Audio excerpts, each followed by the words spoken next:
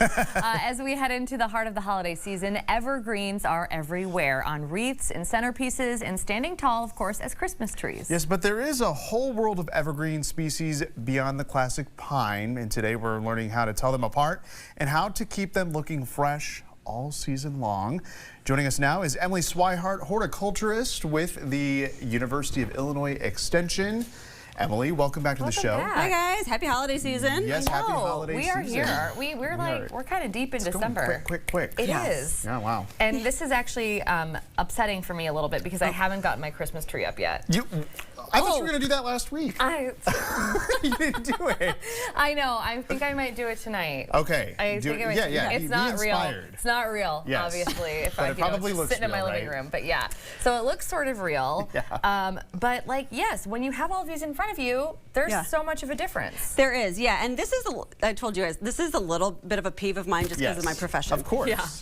Everybody calls them all pines, but they're not all pines, and it doesn't matter if you're harvesting one for use in decor. Yeah. But it's fun to kind of be able to know the difference, and there's a lot of variety in texture, color, and they can really add to your decorations or to your landscape. Okay.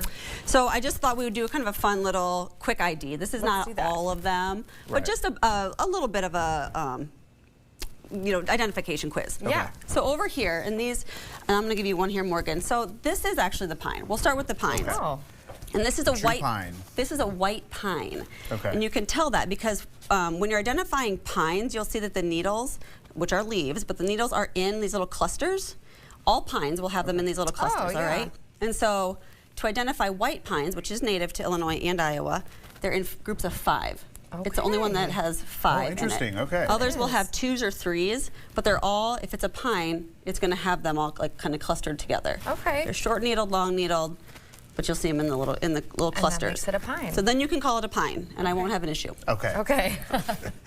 Don't make Emily mad. No, it's fine. Family members do this to me, I think, just to bother me. Yes. Okay, so then we're going to go to like the shorter needled species that are more common here. So this is a fir, and I'm going to go ahead and just have you like feel that. Yeah. And Kyle, I'll give you this one here. Okay. So this is also shorter needled. Yes. And that is a spruce. And so if you kind of like touch it, the spruce, which starts with S, is sharp.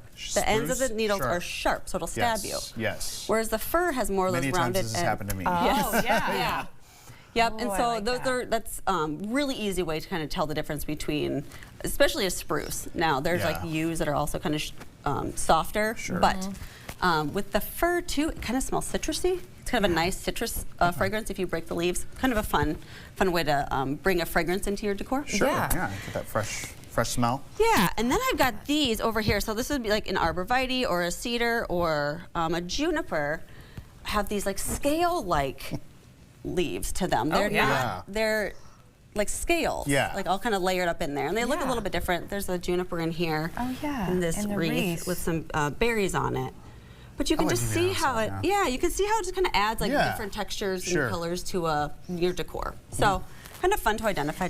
I love this because I would be one of those people that would go to the Christmas tree farm or something, and I wouldn't know unless there was not like a big sign that said Fraser fir over here, spruce is over here.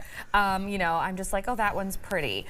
So it is kind of interesting to see everything up close. Yeah, and in terms of choosing for your decor, there's pros and cons. Like the white pine has this really soft, like airy kind of look to it, but they're weaker limbed, and so you can't hang heavy ornaments on it. Oh, sure. Spruce is really sturdy, so if you have heavy ornaments, but it's going to kind of have sharper needles, so it might not be great for kids. Like there's trade-offs, so it's kind of a personal preference. But. And people can consider, I mean, beyond holiday decorating, consider a lot of these for their landscape as well. Yeah, absolutely, and there are hundreds of different forms, different sizes, different colors, and in this time of year especially, it's about the only color we have in our landscape. Yeah. So kind of like go outside and pay attention where you might have a need for some evergreens in your landscape. And what I like to do is I'll take my phone and I will take a picture, and sometimes I'll even like point into in the camera lens, and show like where I want to add evergreens in the coming growing season. Okay. And so then next year I can be ready to go,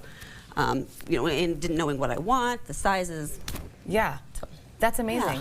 Great advice. And then, they'll be there during the winter months when it feels like you have absolutely nothing else going on and no color in your yard whatsoever. And one quick thing as we wrap up with you, I just wanted to remind people, because you gave us this tip, just keeping everything that you have indoors watered, away from excess heat, things like that.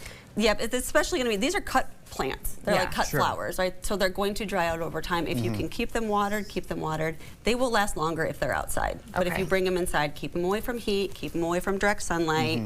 Try to hydrate them as much as you can by cutting the ends and adding water. It's challenging, especially when they're in like wreath form. Right.